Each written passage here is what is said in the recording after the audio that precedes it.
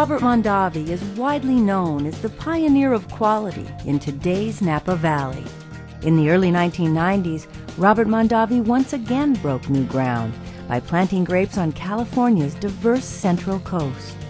Now Robert Mondavi is showcasing the exceptional quality of these vineyards with Solaire by Robert Mondavi.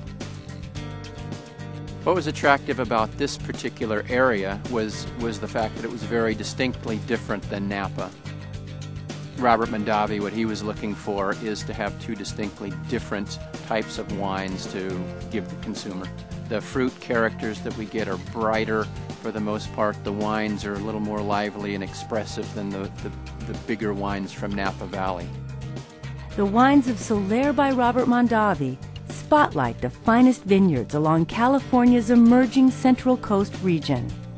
Solaire by Robert Mondavi Chardonnay is sourced from the cool Santa Lucia Highlands appellation, about 35 miles south of Monterey Bay. Chardonnay from this region is characterized by tropical fruits and lively acidity. Cabernet Sauvignon makes its home in the warmer Paso Robles appellation. Cabernet Sauvignon from this area is known for dark fruit, firm tannins, and elegant structure. Artisan winemaking techniques, such as small lot vinification for optimum blending, keep quality exceptionally high. These practices honor the Robert Mondavi legacy of excellence with wines that vibrantly express the terroir of the Central Coast. Solaire by Robert Mondavi is under the stewardship of veteran winemaker Rick Boyer. A 1979 graduate of UC Davis, Rick has over 20 years' experience crafting wines from the Central Coast. What helps distinguish the Solaire wines in the winery side of things is obviously we're taking some of our better lots in the vineyards, but then in the winery we'll bring them in, we'll destem them, we'll crush them very lightly, ferment them fairly warm, so we bring out a lot of color and a lot of volume to the wines, using a little more old world techniques as far as more aeration in the pump overs. And then barrel selection is a big part of what we're trying to do with the wines.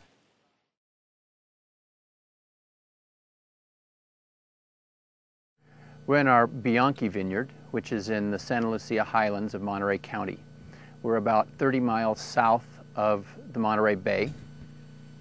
Typically in the highlands here, we'll grow cool climate grapes, which are Chardonnay, Pinot Noir, Pinot Gris, Riesling, Muscat varieties. What happens each day is the fog starts to burn off 10:30, 11 o'clock in the morning. Then Paso Robles starts to heat up, air starts to rise, starts to pull the cool air off the bay. So we've had a couple hours of really nice sunshine, and then the wind starts to come up. And what that does is it allows a long, slow growing season. We get a lot of tropical characters here. We get a lot of pineapple, mango, kind of peachy characters. And then a different, one part of the ranch is very rocky, and so we get a lot of citrus characters out of that.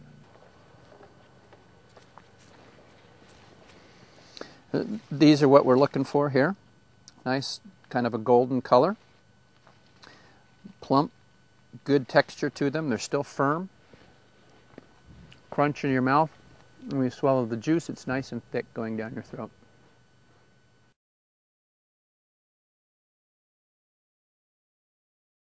Well, today we're in our Pine Creek vineyard, which is further south from the Santa Lucia Highlands, about 30 minutes south. Much warmer down here. What makes this different than the Highlands area is the sun and the heat that we get each day.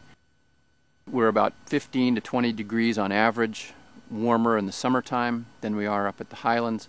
And in general, that allows you to ripen warmer climate grapes. Cabernet, Merlot, Cab Franc, Petit Verdot, and Malbec down here. That's what we have planted in this vineyard. The conditions down here that we have are warmer than up north, and what we get out of the fruit down here is we get a lot of dark fruits, a lot of black fruits. We get black raspberry, blackberry, black cherry, and it makes for a very chunky wine in your mouth. It's very, very rich, very full, with that bright fruit character to it. With the Solaire wines, that's what we're looking for, again, is trying to reflect the vineyards and where the wines come from, not necessarily manipulating the wines as much as letting the vineyard show through them.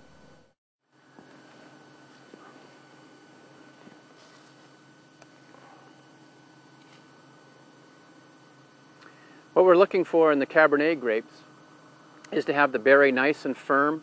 This bloom that wipes off here is a natural protective coating.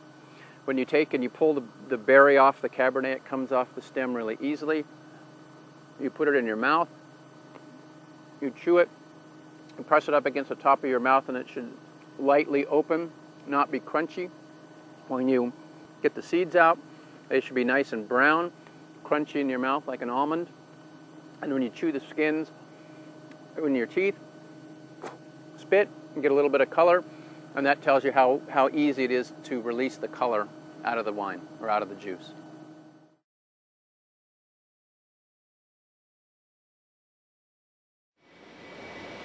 Well, not only is it important what we do out in the vineyards, it's also very important what we do here in the winery. What's important about the barrels is each type of barrel gives different flavors. And so what we're trying to do is have different producers give us different characteristics and different textures within the overall whole of the blend, just like a chef would or just like a painter would, using many different pieces in order to get a whole.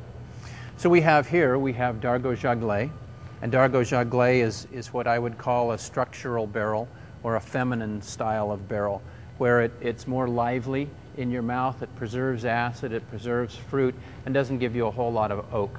And the idea behind that is it builds structure and builds life into the wine, longevity. And we have some other types that we use. We have one called Billon, and Billon is more of a textural, a middle body type of barrel. A very soft, very textural, very fat feel in your mouth. And that's what Billon gives you, that middle part. And then we also have a barrel, it's called Mercier. And Mercier, that's more of an aromatic barrel. And the idea behind that is it gives you more of the toasty, smoky character. It gives you that creme brulee kind of brown sugar character. And between all three of these, the idea is to have a little bit of each one so nothing sticks out, but you have a homogeneous whole.